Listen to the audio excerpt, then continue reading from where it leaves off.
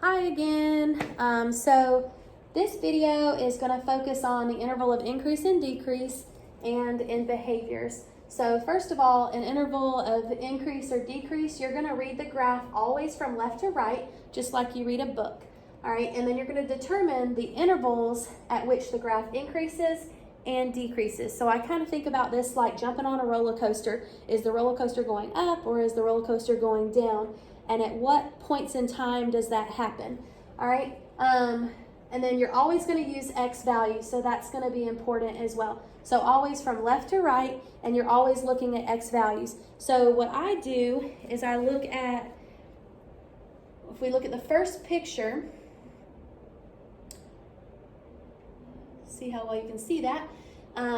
Every graph from left to right goes from negative to positive infinity, right?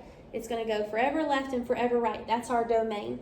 Okay, so if I jump on this roller coaster, pretend it's a roller coaster, then I'm going to start off on this roller coaster and I'm going up, then I'm going down, but then I'm going back up, right? So what we have to figure out is what are those x values where that graph changes direction.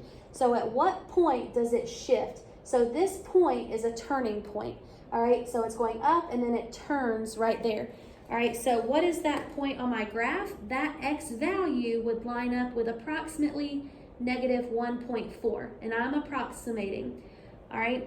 Now it comes down here and it shifts directions again. So it's going up, down, and then all of a sudden right here, it starts going back up. So what is that x value? Well, that is approximately, I don't know, 1.4. I'm just estimating again, all right?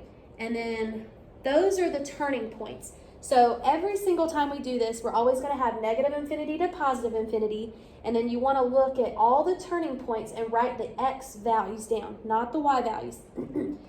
This point will throw people off. A lot of people are going to want to use the 0, but is that a turning point? No. It's going up, it's going down. It doesn't change directions there. It's still going down, but it doesn't shift until right here when it starts going up. All right, so again, up, down, up. So what I'm going to do is I'm going to say, okay, from here to here, that's up. From here to here, that's down. From here to here, that's up.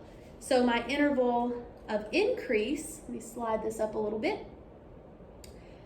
All right, my increase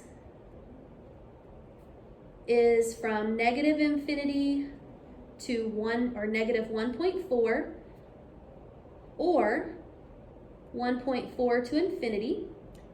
My decrease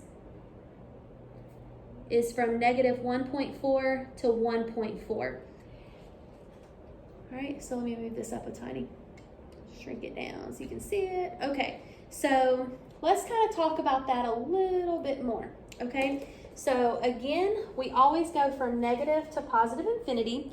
We look at our turning points and we write those x values down, all right? This first piece though, I'm going up. The next piece, I'm going down. And then the next piece, I'm going back up.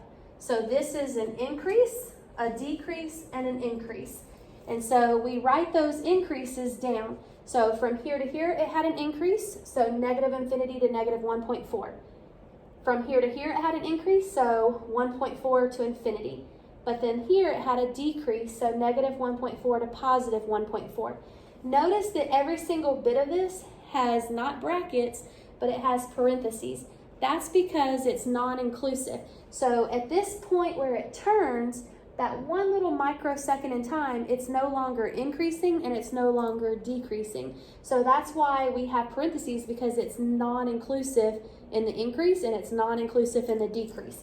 So no brackets, only parentheses. All right, and it's always small to big. All right, so let's look at another example. All right, so if we look at this second picture, then I'm going to go ahead and start out with my negative to positive infinity, and I'm going to look for my turning points. So I have a turning point here at negative 1.5. I have a turning point here at 0, and a turning point here at positive 1.5. again, I'm only using the x values, no y values. Common mistake, this point is 0, 4, so what do you think people want to put here? 4. But the x value lines up with 0.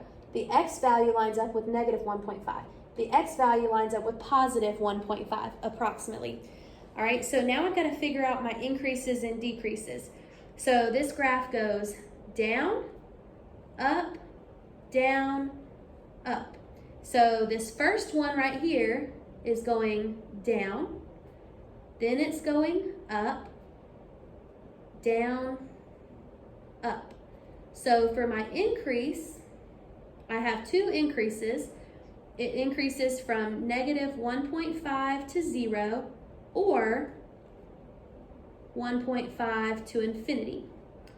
For my decrease, I have two of those as well, and it decreases from negative infinity, negative infinity, that looks terrible, to negative 1.5, or another decrease from 0 to 1.5.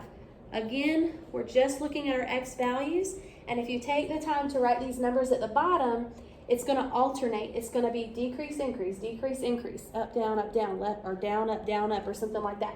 All right, but it's going to always alternate. You just have to make sure that you capture all of these values. All right, so then the last example, that one's a little bit easier actually. All right, so I'm going to take a minute and I'm going to do the negative to positive infinity here, but I want to give y'all a moment to write down what you think this number right here would be. So what is the x value of that turning point?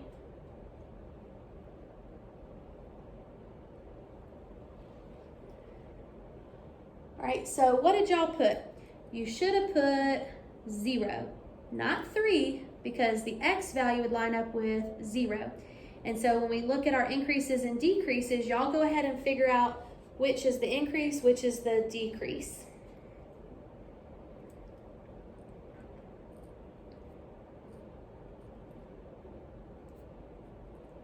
All right, so that's what you should have said. You have an increase and then a decrease. So think about it like you're jumping on a roller coaster. You always start at the beginning, you go up, and then you go down. So go ahead and write your intervals of increase right here.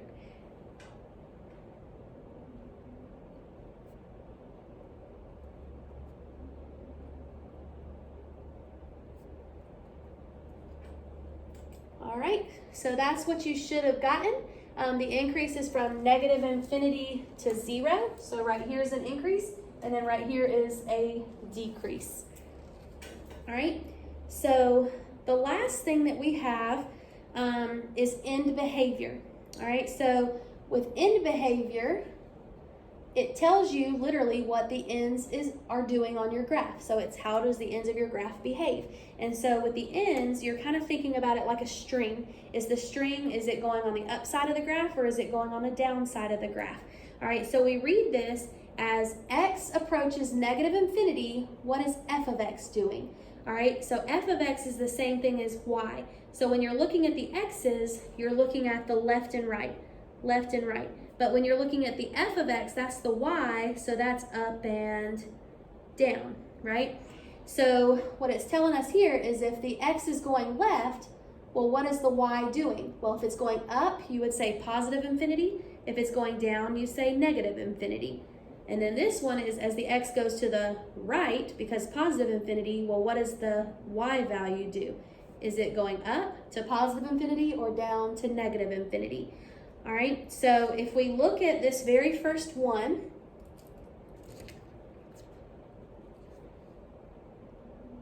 get that on the screen for you. All right, this is negative infinity. So this is the left side of my graph, this is the right side of my graph, because the left goes to negative infinity, the right goes to positive infinity. Well, what's happening on the left side of my graph? Well, what's this graph doing? Well, is it on the upside or the downside? It's on the downside. So that would be negative infinity. Well, what is the right side doing? Well, is it on the up or the down? Well, it's on the up, so that would be positive infinity. The second one, if x is going to negative infinity, that's the left. X going to positive infinity is the right. So what's the left side of my graph doing? It's going down, so negative infinity. The right side is going up, so positive infinity.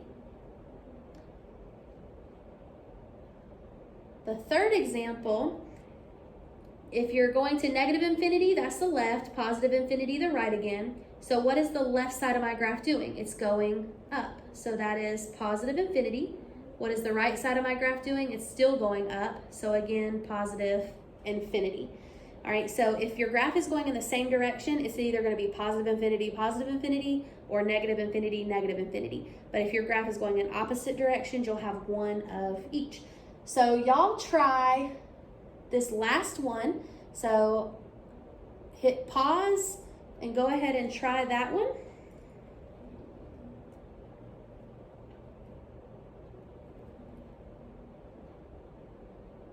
All right, so you may have noticed that on both the left and the right side, what is your graph doing? It is going down. So that is going to negative infinity on both ends. So that is the end behavior.